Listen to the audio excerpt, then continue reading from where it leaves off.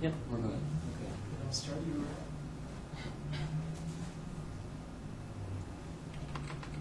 Perfect. Okay.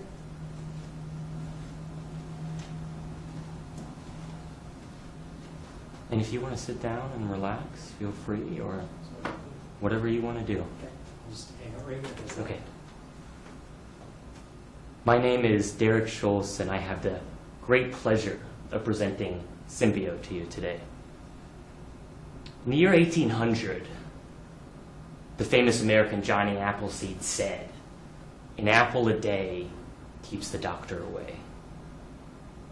A question that we have to keep returning to today is the apple of 1800 the same as the apple in the 21st century?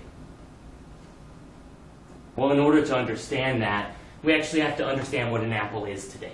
So, brace yourself. Buckle your seatbelts. Today we're going to be taking the journey of an apple. An apple is grown on a tree, most likely picked somewhere other than the United States of America. The apple is harvested, it is covered in wax, and then it is put into a room that neither you or I can sit in for more than a minute because we would die.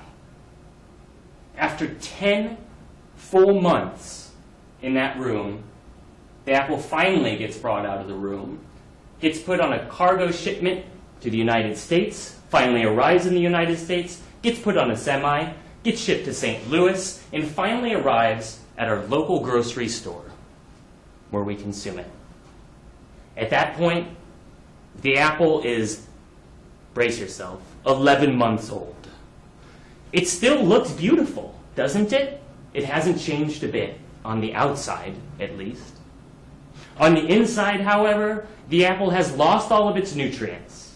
The apple has lost all of its antioxidants, and that apple, although it looks healthy, is a ball of sugar. And I think we'd be hard-pressed to find any doctor who says a ball of sugar a day keeps the doctor away. This is really one of the few inherent problems that's in agriculture, the fact that food doesn't have nutritional benefit. Other problems are water. Over 70%, can you believe that? 70% of water goes to agriculture. And right now, 775 million people don't have water. That in and of itself justifies that we need a solution. And I want to spend the majority of my day talking about a solution to a problem rather than a problem. Here we have it. Grow indoors and go local. Japan's already doing it. This does a lot of really good things. It makes agriculture more efficient. We can produce a lot more. The energy input is 70% less. And the output is just so much higher. So our goal is to bring that business model to the capital of agriculture, St. Louis. And we want to do this by streamlining and technologizing agriculture. This does a lot of things. It allows you to have a growing environment where you don't have to have herbicides. You don't have to have pesticides. Your food's in a perfect growing environment. This increases yields, and this makes agriculture more profitable. Our business model is in two phases. Right now, we're working on what I call a model of scale. If our model of scale, which is 250 square feet, is profitable, if we take that model and multiply it by 100, it should be 100 times more profitable. Welcome to my house. We're doing a lot of experiments at my house with non-soil-based growing methods. And these are really, really great because they give us outputs in a 250 square feet space that are much, much larger than even a full acre of farmed land. 70 heads of lettuce a week, 50 herb packages a week, 10 pounds of mushrooms, 15 trays of wheatgrass, with a total weekly revenue of $610. And keep in mind, this is 250 square feet. I know what you're thinking. Expenses. We're creating a controlled environment indoors. This has to be incredibly expensive. Well, 10 years ago, you would have been right. But today, technology has made this form of agriculture cheap, accessible, and it leaves hardly any energy footprint. Right here, I'm running 10 300-watt lights, and my electricity is only $216, and my total expenses are $56.56.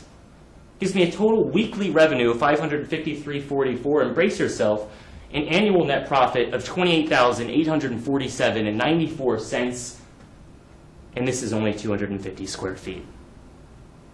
Also in phase one, we don't just want to keep growing in our house. We want to get it out there and get people excited about that.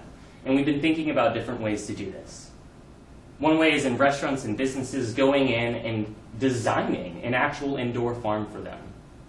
Here's what the restaurant has to do. They pay for the produce. Here's what we do.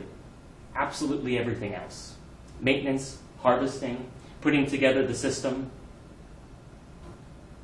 The restaurant gets to reap all of the PR benefits of being the first restaurant in St. Louis with an indoor farm. And I think that's pretty incredible. Phase 2 of our overall production is we're going to take the 250 square feet and we're going to multiply it times 100. My business partners and I, an activity that we like to do is just drive around St. Louis and look at all the abandoned buildings. And we think that St. Louis is a perfect spot for this sort of operation because we have so many beautiful abandoned buildings for it. There's some things that are happening in the industry that are going to make us successful in St. Louis. One of those is automation. My team right now is working with a group at MIT called OpenAg, and we're figuring out how to automate through machine learning whole systems of agriculture, which is pretty incredible. There's also strong demand for local produce. People really want this. Real food tastes really good, and it sells itself. But where do we have a competitive advantage? Well, some of these operations have failed in the United States. And at Summit in Atlanta, when we asked them why they failed, it was quite simply because they didn't think about the logistics to growing agriculture. Well, that's why we're scaling up. We want to think what it's like to harvest lettuce that's 15 feet high and not run into problems. And all of those problems we're ironing out right now in the prototype phase, so that way when we actually get to the large model, we're successful. Another thing that's happening in this industry is the battle between technology and productivity. I love technology because it makes things easier. But if technology does not have a value added, if it doesn't increase revenue, then we can't use it.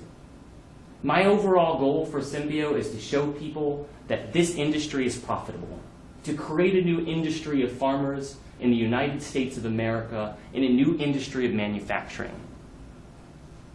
What I want you all to take away from this presentation is that there is a need. There is a need to redefine agriculture. And there's a solution. Moving agriculture indoors. It puts people so close to their food. If we do this, I can guarantee you that St. Louis will remain the agriculture capital of the world. But it won't only benefit St. Louis. This benefit will spread across the whole world. And I bring you back. Let's fast forward 100 years when someone's talking about that apple again. And they point back to the insignificant time period where an apple, of all things, the thing that keeps the doctor away, was unhealthy because we figured out a better way to grow it. Thank you.